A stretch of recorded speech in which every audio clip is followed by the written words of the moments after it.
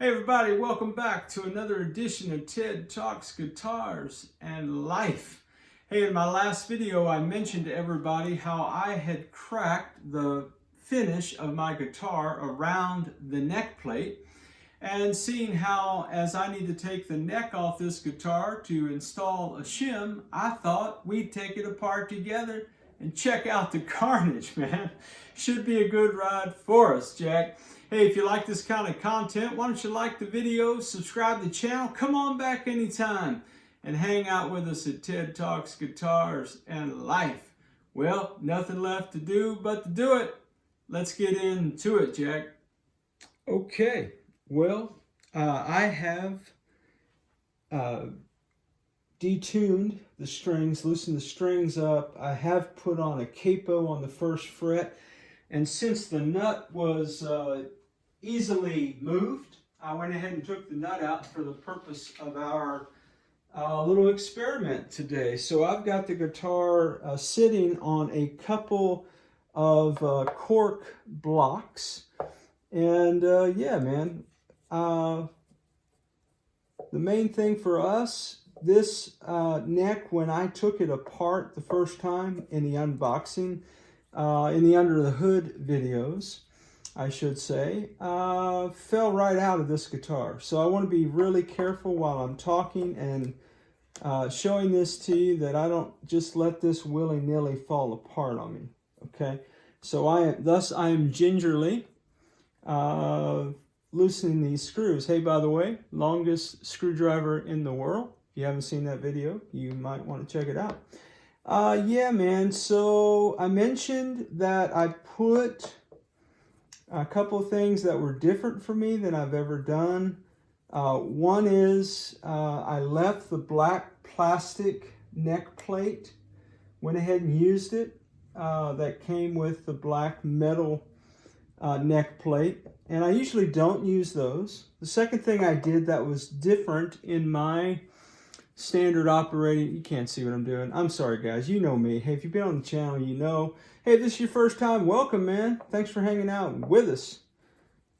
Yeah, so the second thing that I did that was a little bit different is I did wax the screws a little bit. I mentioned in the last video, and maybe I overly waxed them, so hey, put it in the comments, guys, what you think about all this. But so I mentioned in the previous video as well that one of the things that I like to do with my guitars, everything is player preference.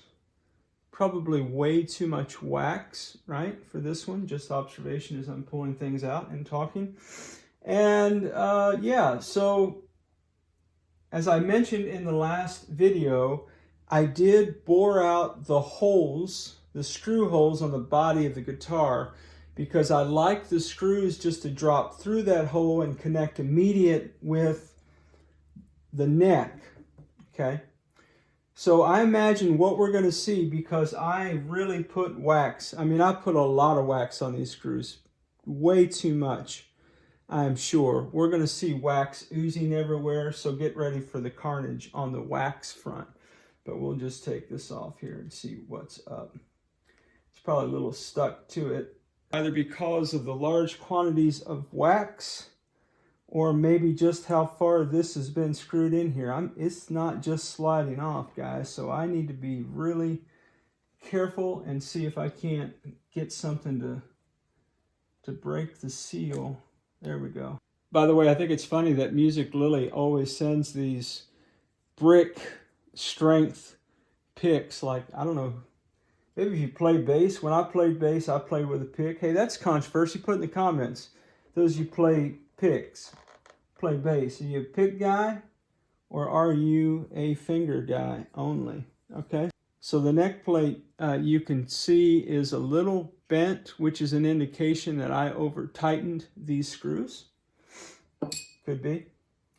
And the black plastic is still not really stuck, but I'm just trying to be gentle with it. Oh, man. All right, guys. Let me see if I can't get you in here, okay? Stand by. So, yeah, this is what we're looking at. So yeah, I mentioned in the previous vid that I noticed in the video that I did where I was working on this guitar that there were indentations around the neck where the neck plate would be in the wood. And so those were there. And again, I just don't know, guys. I don't know if basswood is just super soft. I don't know if my extra long screwdriver is just, you know, too forceful. I don't know that it wasn't just me not knowing my own strength, as my wife would say. But man, I have put a dent in this bad boy right here. So let me get the camera and see if I can't get you better angles. I think you can see the carnage very well. So we do have a large crack here into the finish, and I'm suspecting that this has even indented the wood. And then I have some cracks that are not, you can't really feel them with a fingernail or anything, but they are obvious. And you can see the remains of the wax where I over wax things. And you can see the indentation over here of the neck plate as well.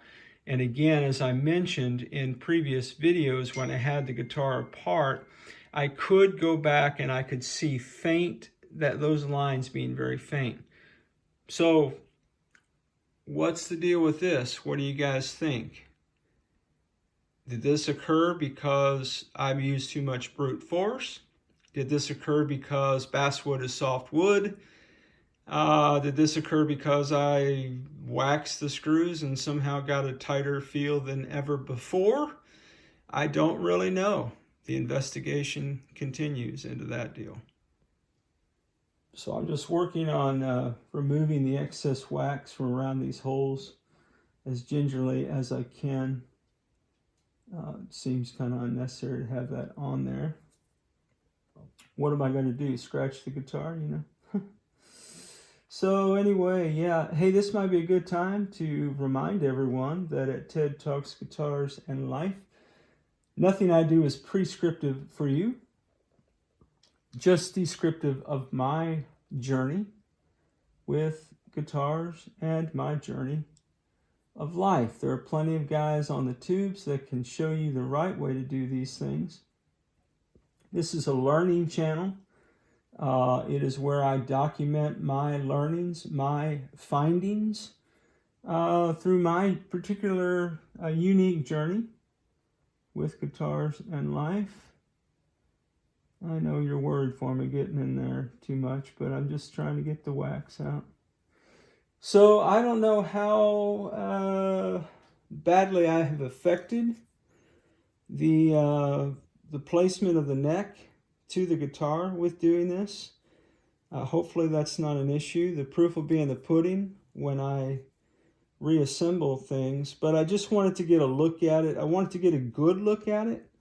And guys, you know, man, so much of what I put out is really me.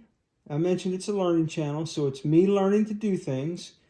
And it's me sharing my mistakes, man. And I know that some of you are going to think, dude, you look like a fool. Why are you posting that stuff, man? Any idiot would have known not to do this or not to do that. Well, guys, whether I look like an idiot or not, whether I'm the guitar fool of the universe or not, I think that this might actually be helpful for somebody to hear words of caution and to learn by mistakes, man. I could have blacked this Strat out. I could have hid the fact from you that this had happened.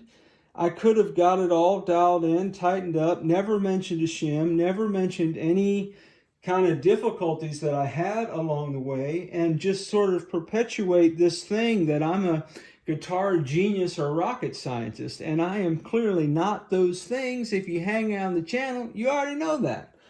But I'm just saying, guys, look, man, these are the kinds of things that can happen when you take matters into your own hands to upgrade your guitars and make player preference modifications and all those kinds of things. It's not the kind of video where I'm encouraging you not to tackle the projects, okay? Let's just review for a moment. And this was, for me, I bought this guitar at Tease Guitar with my own money. I did not even use the channel code coupon to get myself $5 off, which, hey, I will drop that in the description below. If you want to get a Tease, it's a great time to buy one, man. Get $5 off on the channel just for hanging out at Ted Talks Guitars and Life. I'm sorry if that sounded like a commercial, but I do want you to know, one, I paid for this guitar with my own money. Two, if you'd like to get one to experiment with or have around the house or whatever, you can save $5. I think that's worth you knowing whether it sounds like a commercial or not. While I am talking, I am attempting to get some of the wax off of the screws because I clearly over-waxed these things. You know, J-Man and I, man, had a great conversation a couple nights ago. It's in the playlist below. I think I put it somewhere, maybe under interviews or something. It was really just a fellowship, a hang time with J-Man. And if you haven't checked his channel out, man, okay, so J-Man is a guy, and Two Bike Mike is a guy, and Phil McKnight is a guy, and Scar My Guitar is a guy, and the Bald Shredder is a guy. There are plenty of guys who are much better at this than I am. Okay? I'm just letting you know that. You don't come to TED Talks Guitars and Life for me to tell you what you must do and all this kind of stuff and do it right. And some of those other channels, man, are not prescriptive either. They're just demonstrating their own journeys. And anyway, those are guys that I've watched in the past and that I really dig. So you might want to check them out. But I was talking to J-Man, and I said to him, you know, for me, man, if I'm going to learn, if I'm going to experiment, if I'm going to do upgrades, if I'm going to do things to a guitar I've never done before, for me, just me personally, I don't want to start with an $800, $900 guitar. I don't even want to start with a $600 guitar, if you feel what I'm saying. Bought it so that I could mod it, so that I could see how easy it was to mod, how plug and playable that it was, and whether or not I could get this to compete with my Squier Classic Vibe Strat, which those of you who hang on the channel know is my go-to kind of gold standard model of a budget Strat. Even though it was a bit more than the typical budget Strat. When I say budget, I typically mean $300 or under. It was north of that, close to $500 by the time I got done modding it, parts and time and all that kind of stuff. So if you're looking to get into this, let's say you're going to buy, you know, this guitar, or you're going to go out to Amazon and buy some sub 139 guitar that you're just going to learn to experiment with, this might be a great way to go, man. So if I had done this to a $2,000 guitar, yeah, man, I'd be really messed up about that, psychologically and otherwise, if you feel what I'm saying. If this was a $500 guitar and I did this, I'd feel less upset about it, and I'd still move on down the road. And this happening, and the guys at Tease know me. They know that I'm not saying that this is a cheap guitar. I don't care about it. I didn't want this to happen. Okay, clear. Let's be crystal clear. I don't make videos for shock value. I don't make videos for clickbait and trying to get people to watch. And most of the people who watch my videos, I have no idea why some things are popular and some things are not, man. I don't know what the secret sauce is. I'm not monetized. Don't even have that ambition to make all kind of money from YouTube. Look, guys, I'm just one guy on a journey. And I just want you to be aware of what can happen when you're upgrading guitars. This was a cosmetic change, the neck plate. Nothing more, nothing less. Let's go from a chrome plate to a black plate. I did not intend for that to happen. I just want somebody out here on the tubes to show you their actual mistakes and to be truthful about it and to say accidents happen. Give yourself grace, be patient, go slow. And I have said on this channel too many times for me to have to confess that this happened to my guitar by saying to you, you don't have to tighten screws like you're building a rocket ship. I clearly used too much force and went too deep. So from here, guys, what I'm going to do, I'm going to flip the guitar over.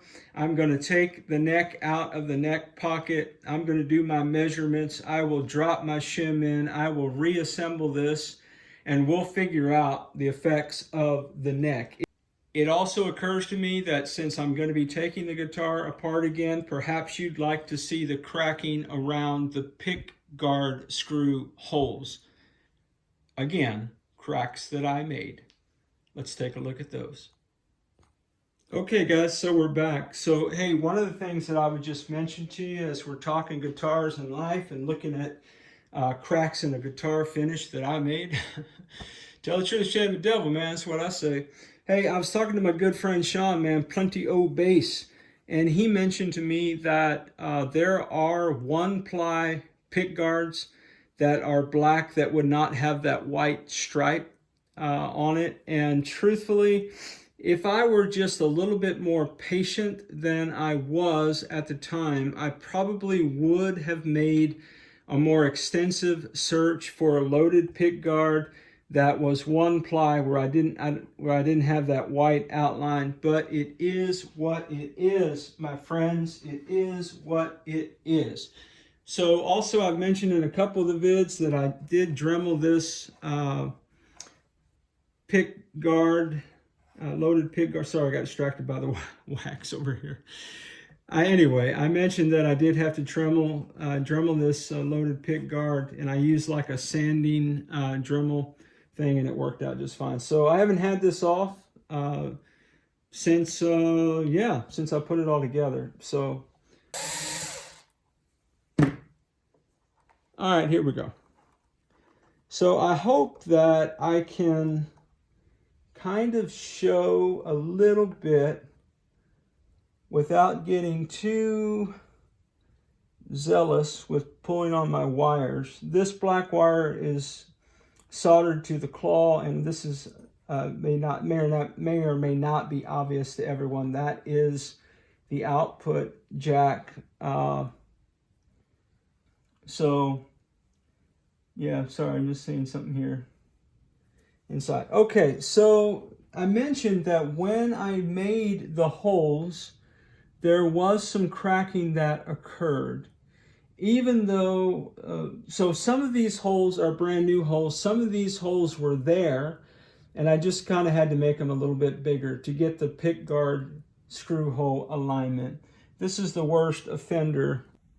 Hey guys, while we're here, hey Tone Yeager, man, you had asked me, Brent, about the wiring of this Music Lily, the volume and the tone pot. So I just thought I would show this to you. And let me know, man, if this isn't what you need to see in order to get your question answered. And why don't you go ahead and ask your question in the comment, and other guys who hang out with us on the channel, why don't you look at Brant's question, Tone Yeager's question, and see if you can't answer the question for him. Just thought I'd show that to you while we had it off. Okay guys, well, we've got the loaded pickguard back installed. Hey, fun fact for you, this loaded pickguard weighs about a pound. I know that seems ridiculous, but the packaging from Amazon, it was about 1.5 pounds, I think. But I have noticed since putting this on and the locking tuners, which do add a little bit of poundage as well, or ounces, if you will, did make this guitar a bit heavier than it was. I'll get you exact weighing once I get everything put back together. So what I'm going to be doing next in the project, I'm going to go back to the neck pocket, and I'm just, again, cleaning wax out as we visit. By the way, some people have commented about how the neck pocket looks. It's not bare wood, but it is smooth. And one of the things that I have learned in my travels is that you don't measure smoothness with your eyes. You measure it with the feel. and that's been good counsel for me. It is smooth, and of course I will get rulers out and measure all these things, but I want to make sure that the neck pocket has the same depth on all sides of the neck pocket. And because what I'm assessing for is a shim, again, I need to shim this guitar because my saddles, and I don't know if it's the new Music Lily bridge or a combination of all the things that I've done to it, and even including the neck position now that I've indented it on the back. I hope that's not affecting things too badly, but I'm sure somebody in the comments will address that with me, and because I know you're all looking out for me. So, or you want to make fun of me, which, hey, either way, man, rock on. Thanks for hanging out. But yeah, I will measure this, and I will see what kind of shim I need to put in, and then I will put in the shim, and then I will report back, and we'll get a final video done on the Tease ST1 after a complete shimming and a train session. Hey guys, well, man, I wish I had something better to report than this, but I went ahead and put the shim in the neck of the Tease ST1, and I was holding the guitar like this, like we do, right? Don't want to drop the guitar, of course. And I had my saddle adjustment tool, and I was just adjusting the guitar, holding on pretty tight to the guitar, and I heard a crack. I heard a crack. Let me show you what I'm dealing with here. All right, let me see if I can get you close. Okay, trying to get you in here close. So I looked down and I discovered I've got more cracks around here. See if I can get you in here. Look at that. Look at this. Another crack. Look at this. Another crack right here, all the way around, and it's growing. Guys, all I was doing was holding the guitar like this and tightening those screws, the saddle screws. Here's another one. What is going on? I don't understand. So I don't know what to say about it, guys. I really don't, man.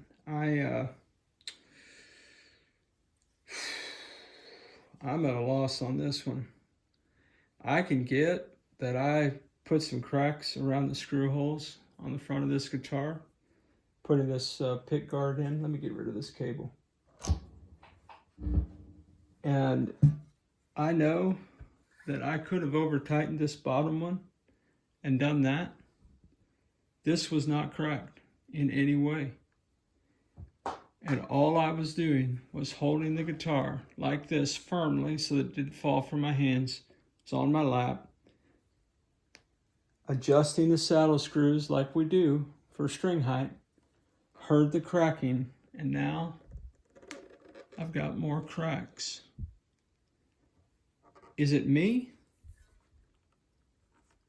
Is it this guitar?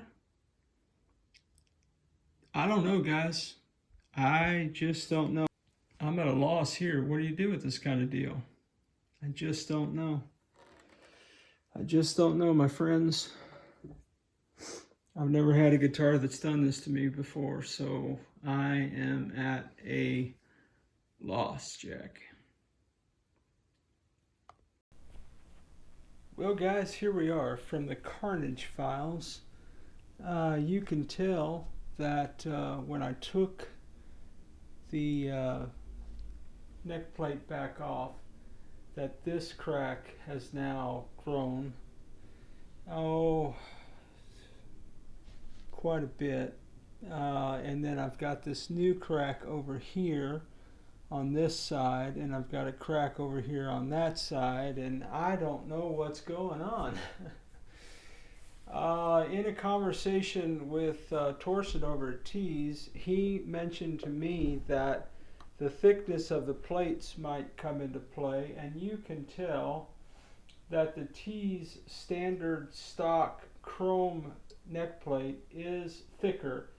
It's a good mil thicker than the Music Lily, which is pretty thin. So I thought, well, okay, it's just that Music Lily has a substandard quality product that's more, you know, bendable, and that I just manhandled this thing. Well, I then measured this up against my Squier Classic 5 plate, and it's the exact same thickness.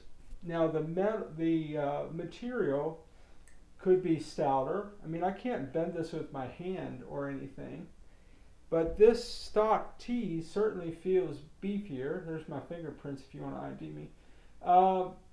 It certainly feels beefier than this. There's no doubt about it. And you can clearly tell that in screwing this in, I bent the neck plate. So maybe it was me, man. Maybe the height difference between the two plates meant that I was indeed screwing into newer wood and getting a better grip, and I put so much force. I wasn't using a drill. I was just using the longest screwdriver in the world. I followed the exact same protocol I follow on every guitar neck. I put the screws in. I may use the drill to get it going, and then once I've got it kind of taut, after everything's done, I'll do 2 twists usually of my screwdriver to make sure it's firm and tight. But man, I've never seen a guitar body give way like this before. This is really blowing my mind. So what does all this mean for my journey with the Tease ST1? Guys, I really don't know. I appreciate very much the distinction between the two plates. However, my Squier Classic 5 plate is exactly the thickness of this plate. So the thickness is apparently not an issue. The issue may be the material. You see how that bent. And I'm just saying, guys, I'll say it one more time for the record. I followed the same protocol that I follow with putting any guitar neck on a guitar body. Same protocol. I've never, and I'm saying never, had a guitar body that gave way to me screwing in screws for a neck. Now, could it be that my very long screwdriver and I were a bit more aggressive? Could be. Could it be that this wood is indeed softer and you have to be more gentler? Could be. I don't understand why I have the cracks. I don't understand why this wood is giving in as easily as it did. I don't understand what's going on. This is what I do understand, though. Where I am in my journey right now with this guitar is I have to figure out, 1, how to stop the cracks from cracking anymore, and 2, I need to figure out a neck plate solution, even if it means going back to the stock neck plate and just going chrome on the back, you know, going old school, as it were. Cosmetic upgrades out the window on the back, which is fine with me. I was just trying to follow the theme, right? So I don't know where I am. How do I feel? I'm disappointed, clearly. I'm frustrated, mostly with myself, clearly. I feel like this is my fault, and I'm owning my part of that fault, even if this is some kind of softer wood, even if I bought the wrong part. It's, you know, whatever, man. I bought all this stuff. It's all on me, right? And I did the work. That's all on me. So for me, I need to figure out resolutions to this, and I need to figure out an ending point to this project. I need a path to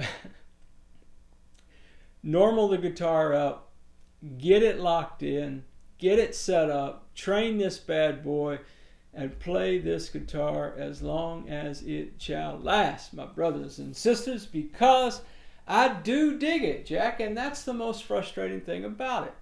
I really like this guitar, and for some reason, I'm having the hardest time. Well, life's a journey, ain't it? Hey, wherever you are in your guitar journey, man, I pray it's a long, smooth, safe, joy-filled ride for you, Jack, no matter what your day is like. Rock on with your bad selves, everybody. I'll catch you down the road.